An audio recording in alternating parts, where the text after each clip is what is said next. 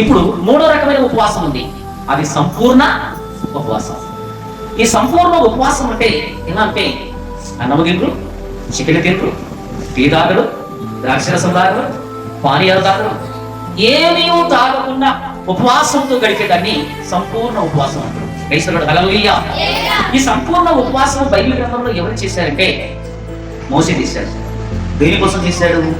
10 ఆజ్ఞల పలక తీసుకురానికి సినాయి పర్వతం మీదకి ఎక్కి 40 దినములు ప్రార్థన పూర్వకంగా నీళ్లను త్రాగకుండా, ఆహారం తీసుకోకుండా, ఏమీ తినకుండా ఆ కొండ మీద మోకరించి ప్రార్థించి దేవుని చేత రాయించిన, చేతి వేళ్లతో రాయించిన ఆ 10 ఆజ్ఞలను ఆ ఉపవాసం చేత కిందికి తీసుకొచ్చి మనకిచ్చాడు. సంపూర్ణమైన ఉపవాసం. రెండవ చూస్తే కనుక ఈ సంపూర్ణమైన ఉపవాసము యేసుక్రీస్తు వారు చేశారు. ఎవరు చేశారు? యేసుక్రీస్తు వారు చేశారు. ఈ యేసుక్రీస్తు వారు నీళ్లు త్రాగలేదు, అన్నము తినలేదు, మాంసము తినలేదు, చేపలు తినలేదు, ఏమీ తీసుకోకుండా సంపూర్ణంగా 40 దినములు ఉపవాసం ఉండి ఆయన పరిచర్యను ప్రారంభించాడు.